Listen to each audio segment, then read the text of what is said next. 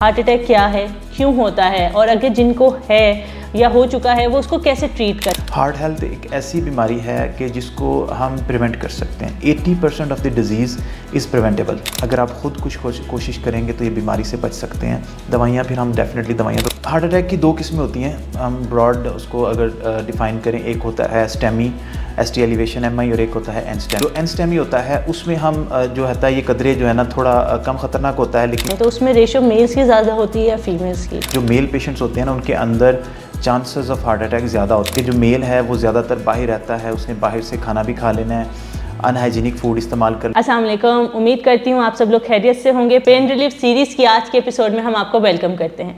आज के इस एपिसोड में हम आपके साथ जो चीज़ डिस्कस करने वाले हैं वो है leading cause of death in males, और फीमेल्स में भी काफ़ी हद तक ये आता है। जनरल टॉपिक है, लेकिन एक चीज़ है जैसा वुमेन में कॉज ऑफ डेथ बन जाता है ब्रेस्ट कैंसर सूनर और later in stage of life, males में हार्ट अटैक मोस्ट कॉमन आता है। तो आज हम उसके बारे में जानेंगे क्या है ये हार्ट अटैक, क्या है, क्यों होता है और अगर जिनको है या हो चुका है वो उसको कैसे ट्रीट कर सकते हैं। और इसके लिए हमें ज्वाइन किया है हमें बहुत ही काबिल डॉक्टर ने, डॉक्टर उमैर ने। Thank you so much doctor Umair. अस्सलाम वालेकुम जी। First of all I am really thankful कि आपने एक अपॉर्चुनिटी दी। ये टॉपिक ऐसा है कि इसकी अवेयरनेस बहुत ज़रूरी है।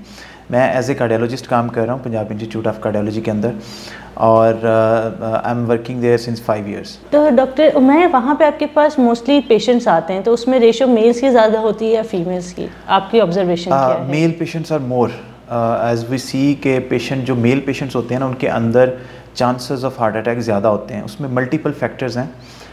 देखें, एक तो जो मेल होता है ना उसमें कोलेस्ट्रॉल डेपोजिशन जो होती है वेसल्स के अंदर, उसके चांसेस ज़्यादा होते हैं। वो इसलिए ज़्यादा होते हैं क्योंकि जो मेल है वो ज़्यादातर बाहर रहता है, उसने बाहर से खाना भी खा लेना है, अनहाइजीनिक फूड इस्तेमाल कर लेना है। यूजुअली लोग जो फास्ट फूड ज़्यादा इस्तेमाल कर लेते हैं, और मेल ज़्यादातर आउटिंग्स भी ज़्यादा होती हैं। फीमेल्स थोड़े डाइटिंग की तरफ थोड़ा उनका रुझान होता है, तो मेल जो है इस चीज़ के मामले में बड़े लापरवाह होते हैं।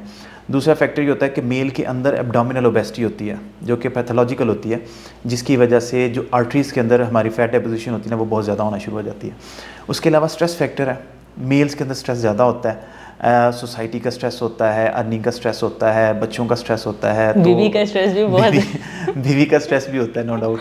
तो एक स्ट्रेस वाला एलिमेंट ज़्यादा होता है जिसकी वजह से हाइपरटेंशन के चांसेस बढ़ जाते हैं, and hypertension is one of the leading cause for having a heart attack. उसके अलावा जो जी प्लीज़ नहीं आप कंप्लीट। उसके अलावा जो मेल होते हैं ना उनके अंदर एस्ट्रोजन नहीं होता। एस्ट्रोजन फीमेल के अंदर होता है डेफिनेटली, और जो एस्ट्रोजन होता है वो एक प्रोटेक्टिव होता है हार्मोन जो हमारी वेसल्स होती हैं, आर्टरीज़ होती हैं, उनके अंदर फ्लेक्सिबिलिटी रखता है। अगर आर्टरीज़ हमारी फ्लेक्सिबल होंगी तो उनके अंदर चांसेस ऑफ फैट डेपोजिशन बहुत कम होती है। तो मेल के अंदर एस्ट्रोजन की डेफिशिएंसी होती है जिसकी वजह से chances of fat deposition and clot formation ज़्यादा होती है। तो अब इसका जब अगर किसी मेल को हार्ट अटैक हो गया तो उसका फ़ौरन राइट अवे ट्रीटमेंट क्या होता है? हार्ट अटैक की दो किस्में होती हैं। हम ब्रॉड उसको अगर डिफ़ाइन करें, एक होता है स्टेमी ST एलिवेशन MI और एक होता है एनस्टेमी जिसको हम नॉन ST एलिवेशन MI कहते हैं। जो स्टेमी होता है it is very dangerous. It has to treated as soon as patient arrive. जैसे ही पेशेंट आता है हम उसको प्रिपेयर करके उसकी एंजियोग्राफी करते हैं, और एंजियोग्राफी करके उसके बाद उसकी एंजियोप्लास्टी करते हैं जिसको स्टंट डालना कहते हैं। और जो एनस्टेमी होता है उसमें हम जो है ये कदरे जो है ना थोड़ा कम ख़तरनाक होता है, लेकिन हार्ट अटैक है डेफिनेटली। तो इसको हम फिर ये करते हैं कि हम इन्वेस्टिगेट कर लेते हैं कि इसकी जो है कॉज क्या है। इन्वेस्टिगेशन भी हमारी, इसमें भी हम एंजियोग्राफी करते हैं, लेकिन कोई बहुत ज़्यादा एमरजेंसी नहीं होती एंजियोग्राफी की। इसको हम पहले मेडिसिन से ट्रीट करते हैं, पेशेंट को स्टेबलाइज करते हैं, and then we will proceed for the angiography. उसके बाद अगर स्टंट की ज़रूरत है तो उसमें भी हम स्टंट प्लेस कर देते हैं। तो ये जो आपने सेकेंड वाला बताया इसमें ये ज़्यादा ख़तरनाक नहीं है जी। तो इसको होने की वजह क्या बनती है? कॉज दोनों की सेम है। जो एनस्टेमी है उसमें ये होता है कि जो आर्टरी है वो पूरी ब्लॉक नहीं होती। ठीक है। जो स्टेमी होता है उसमें पूरी आर्टरी ब्लॉक हो जाती है, उसमें ब्लड फ्लो कह लें कि मोर देन 90% या 100% बंद हो जाता है ST एलिवेशन में। जो नॉन ST एलिवेशन है उसमें जो 90% से कम ब्लड फ्लो जाना है वो बंद होता है, कुछ ना कुछ ब्लड फ्लो जा रहा होता है, उसमें कंप्लीट ब्लॉकेज नहीं होती। तो इसलिए हम उसको मेडिसिन से ट्रीट कर लेते हैं। इनिशियली हम उसको मेडिसिन से ट्रीट करते हैं, पेशेंट को स्टेबलाइज करते हैं, then we'll go for the angiography. अच्छा डॉक्टर उमैर, आपने बहुत अच्छे से एक्सप्लेन किया हार्ट अटैक क्या है, उसकी टाइप्स क्या हैं, कॉजेज़ क्या हैं। अगर जैसे आपने बताया एंजियोग्राफी करते हैं फिर एंजियोप्लास्टी करते हैं, अब जिनकी हो चुकी है और जो हमारे नाजरीन इस वक्त देख रहे हैं, चाहे उनमें मेल्स भी हैं चाहे फीमेल्स भी हैं, तो उनको कैसे अपने आप को मैनेज करना चाहिए? This is very important. हमारी सोसाइटी के अंदर ना हार्ट का जो इशू है ना इसकी अवेयरनेस बहुत कम है। हार्ट हेल्थ एक ऐसी बीमारी है कि जिसको हम प्रिवेंट कर सकते हैं। 80% of the disease is preventable. इसमें ये होता है कि अगर आपको हार्ट अटैक आ गया है और अगर आपको स्टंट डल गया है, अगर हार्ट अटैक आ गया है या आपको हार्ट की बीमारी का पता चल गया कि आपको दिल की बीमारी है, तो आपने सारी ज़िंदगी दवाई खानी है, आप उसको छोड़ नहीं सकते।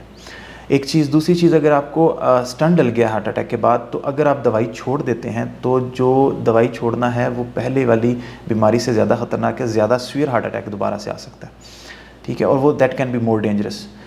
तो इसमें ज़रूरी है कि आपने जो मेडिसिन है वो तो बिल्कुल नहीं छोड़नी, ये बहुत ही इंपॉर्टेंट फैक्टर है, बाकी चीज़ें बाद में आती हैं।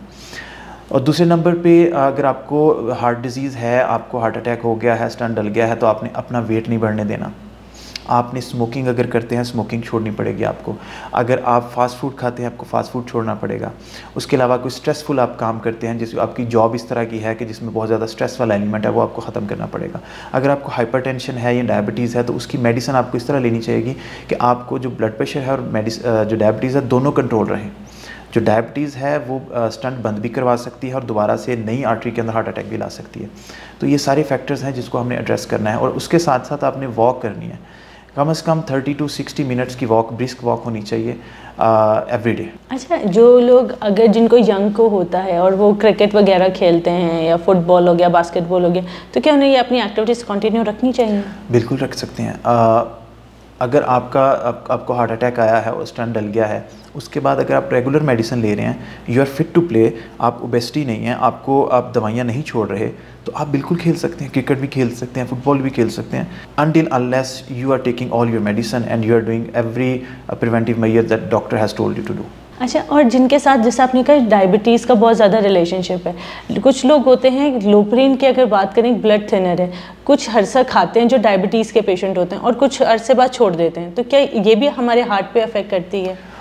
लोप्रिन इज़ अ एंटीप्लेटलेट ड्रग जिसको हम हार्ट के पेशेंट्स में दे सकते हैं। और इसमें यह है कि कुछ गाइडलाइंस हैं जिसमें ये रिकमेंडेड है कि अगर आपकी एज एक सर्टन लिमिट से, for example more than 50 years है या 60 ईयर्स है और आपके रिस्क फैक्टर्स हैं जैसे कि डायबिटीज़ है या हाइपरटेंशन है, तो आप लोप्रिन डेली एक 75 mg की एक लोप्रिन जो है वो ले सकते हैं। और that can be a preventive therapy जिसको हम कह सकते हैं, ठीक है। वो आपकी जो वेसल्स होती हैं उसके अंदर जो ऑलरेडी क्लॉट फॉर्मेशन हो गई होती है, एक उसको प्रिवेंट करता है और उसको बढ़ने से बचाता है। लेकिन बेहतर यही है कि आप डॉक्टर की हिदायत डेफिनेटली आपको आफ्टर कंसल्टेशन ही कोई भी मेडिसिन है, चाहे वो पैनाडोल भी है, क्योंकि मैंने देखा है कि पैनाडोल से भी रिएक्शन आए हुए हैं लोगों को और बहुत ज़्यादा फैटल हो जाता है। तो कोई भी मेडिसिन आपने लेनी है वो आपकी डॉक्टर रिकमेंडेशन के बाद लेनी है। Thank you so much doctor, मैं इतने अच्छे और इतने डिटेल और इतने आसान अल्फाज में आपने एक्सप्लेन किया। लास्ट क्वेश्चन आपके साथ क्या होगा, जब आपके पास पेशेंट्स आते हैं तो आप उनको कैसे ट्रीट करते हैं? अच्छा, हार्ट डिज़ीज़ ना एक ऐसी बीमारी है, जैसे मैंने आपको पहले कहा कि ये प्रिवेंटेबल डिज़ीज़ है। 80% of the patients are those जिनकी लाइफस्टाइल जो है ना वो बहुत ज़्यादा ख़राब होती है, बिज़ार होती है, उनके अंदर कोई रिदम नहीं होता। रिदम से क्या मुराद है, वो एक्सरसाइज नहीं करते, वो खाना पीना रैंडमली जब मर्ज़ी उनका दिल किया उन्होंने खा लिया और उसको फिर खा के फ़ौरन से लेट गए। They don't do exercise, smoking करते हैं, वेप करते हैं, आजकल आपको पता है ट्रेंड्स किस तरह के हैं। तो जो मेरे पास पेशेंट आते हैं, मेरी सबसे पहले उनको एडवाइस यही होती है कि you have to prevent this disease by yourself. अगर आप ख़ुद कुछ कोशिश करेंगे तो ये बीमारी से बच सकते हैं। दवाइयाँ फिर हम डेफिनेटली दवाइयाँ तो खाएंगे। तो मेरे पास जो पेशेंट आते हैं मैं उनको इसी तरह से ही डील करता हूँ कि उनकी सबसे पहले काउंसलिंग करता हूँ कि उनको पता होना चाहिए कि हार्ट हेल्थ है क्या चीज़, इसको कैसे हम बग़ैर दवाइयों के इससे बच सकते हैं और दवाइयों के साथ इसको हम किस तरह आगे से लीड कर सकते हैं। और मेरे patient most of the time जो है वो सेटिस्फाइड होते हैं इन चीज़ों से, क्योंकि अच्छे तरीके से अगर एक पेशेंट को गाइड किया जाए तो उनकी आगे जो स्टंट के बगैर मेडिसिन अगर कोई ले रहा है उसके साथ, और या अगर किसी को स्टंट लग गया तो उसके साथ आगे लाइफ लॉन्ग उन्होंने चलना होता है, तो they are good with it. Thank you so much doctor. मैं उम्मीद करती हूँ हमारे नाजरीन के लिए तमाम चीज़ें फ़ायदेमंद साबित होंगी और इंशाल्लाह आपको अगर कोई क्वेश्चन हो आप कमेंट सेक्शन में हमसे ज़रूर पूछ सकते हैं। डॉक्टर उमैर की भी डिटेल होगी, आप उससे डायरेक्ट रब्ता भी कर सकते हैं। कोई आगे आपको उम्मीद करते हो आपके लिए सारी चीज़ें और जो बातें हमने की हैं आपके लिए फ़ायदेमंद और आगे के लिए हमारे लिए भी सदका जारियां साबित हो। इंशाल्लाह मिलते हैं पेन रिलीफ सीरीज़ के नेक्स्ट एपिसोड में।